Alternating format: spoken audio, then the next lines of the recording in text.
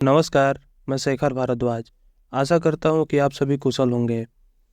आप सभी को बता दें कि लोकसभा चुनाव के बाद इस साल हरियाणा में विधानसभा चुनाव भी होने हैं। हरियाणा में जाट पॉलिटिक्स का असर सबसे ज़्यादा है। बीते कुछ समय में जाट बीजेपी से नाराज बताए जा रहे हैं। हालांकि कांग्रेस और चौटाला परिवार में आंतरिक कलह की वजह से जाट वोटों के बंटने की संभावना भी है, जिससे बीजेपी को फायदा हो सकता है। हरियाणा में इस साल लोकसभा के बाद विधानसभा चुनाव भी होने हैं और जिस तरह के घटनाक्रम हाल ही में हुए हैं, उससे पता चलता है कि हरियाणा के लोकसभा और विधानसभा चुनावों को कुछ हद तक जाट प्रभावित कर सकते हैं। फिलहाल हरियाणा में जाट बीजेपी से कुछ उखड़े उखड़े नजर आ रहे हैं। हरियाणा के किसानों का मतलब जाट है। किसानों का विरोध प्रदर्शन और उस पर केंद्र सरकार ने जैसी प्रतिक्रिया दी है, उसने किसानों का मुंह खट्टा कर दिया है। इस कारण हरियाणा में किसान बीजेपी और जननायक जनता पार्टी जेजेपी से नाराज है। बीजेपी और जेजेपी दोनों ही पार्टियों के नेताओं को अब किसानों के विरोध का सामना करना पड़ रहा है। पार्टी के नेता जब गांव में प्रचार के लिए पहुंच रहे हैं तो उन पर किसान हमला कर रहे हैं। सोनीपत में दहिया खाप में आने वाली 24 गांवों ने पार्टी का बहिष्कार कर दिया।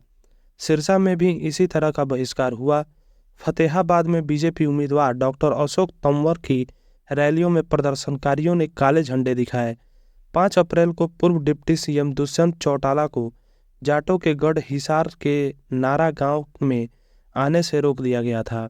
आरक्षण भी एक पेचीदा मुद्दा है।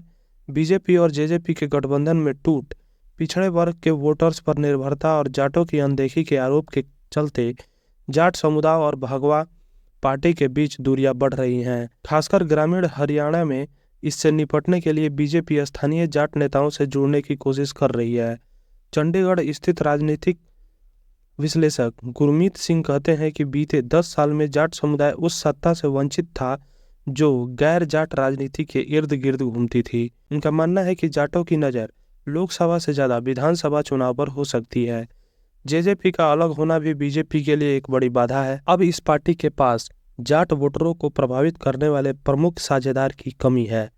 हरियाणा कांग्रेस के प्रवक्ता केवल ढींगरा कहते हैं कि राज्य में 10 साल सत्ता में रहने के बावजूद बीजेपी जाट समुदाय के बीच असंतोष को दूर करने में नाकाम रही है। उन्होंने आरोप लगाया कि बीजेपी अपने खुद के जाट नेताओं को संतुष्ट करने में भी विफल रही है। लोकसभा चुनाव में पूर्व बीजेपी प्रमुख ओपी धनखड़ और कैप्टन अभिमन्यु जैसे प्रमुख जाट नेताओं को नजरअंदाज किया गया। एक अन्य प्रमुख नेता चौधरी बीरेंद्र सिंह भी हाल ही में बीजेपी छोड़कर कांग्रेस में शामिल हो गए। 1966 में जब हरियाणा का गठबंधन हुआ था, तभी से जाट नेताओं की यहाँ की राजनीति पर दबदबा रहा है। हालांकि राज्य की आबादी में इस समुदाय की हिस्सेदारी 1/3 से भी कम है। हरियाणा की आबादी में जाटों की आबादी लगभग 26 से 28% है। फिर भी वो सबसे प्रभावशाली बने हुए हैं। एक अनुमान के मुताबिक 90 विधानसभा सीटों में से लगभग 36 पर जाटों की मजबूत उपस्थिति है और 10 लोकसभा सीटों में से 4 पर उनका काफ़ी प्रभाव है।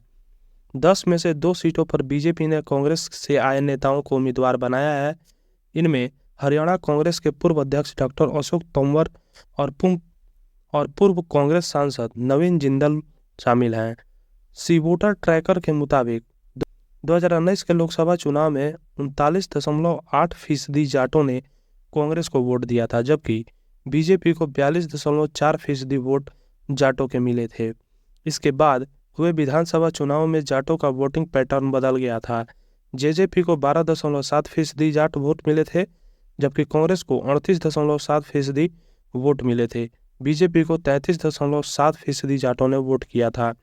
बीजेपी को जाट बेल्ट में वोट हासिल करने के लिए कड़ी चुनौती का सामना करना पड़ रहा है। 2019 के विधानसभा चुनाव में बीजेपी के खराब प्रदर्शन के लिए जाट वोटरों को ही जिम्मेदार माना गया था। उसके 6 जाट में से 5 उम्मीदवार भी चुनाव हार गए थे।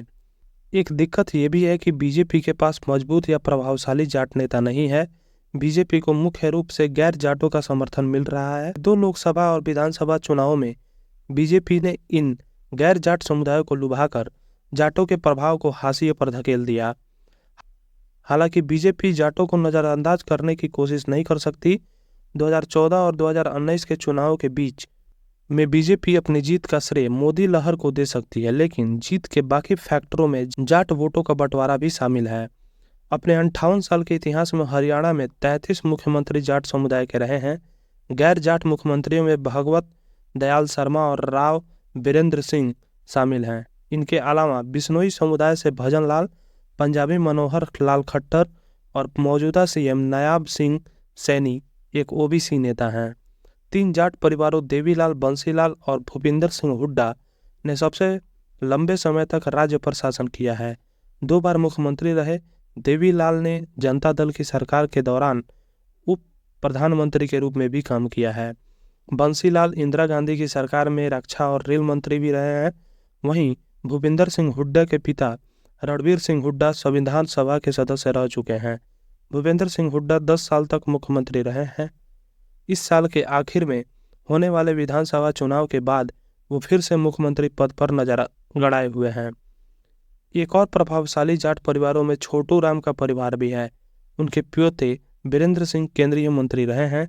वो फिलहाल राज्यसभा सदस्य हैं। उनकी पत्नी प्रेमलता सिंह उचाना से विधायक हैं। उनके बेटे ब्रजेंद्र सिंह हिसार से लोकसभा सांसद हैं, जिन्होंने हाल ही में कांग्रेस में शामिल होने के बीजेपी से इस्तीफा दिया है। ब्रजेंद्र सिंह कांग्रेस की टिकट पर लोकसभा चुनाव लड़ेंगे।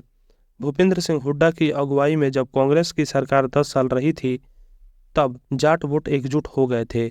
भले ही उनकी पार्टी में जाट नेता बटे हुए थे, हुड्डा ने इस बार लोकसभा चुनाव की बजाय विधानसभा चुनाव लड़ने में दिलचस्पी दिखाई है। एक और प्रभावशाली जाट नेता बीरेंद्र सिंह ने लोकसभा चुनाव लड़ने से इनकार कर दिया है।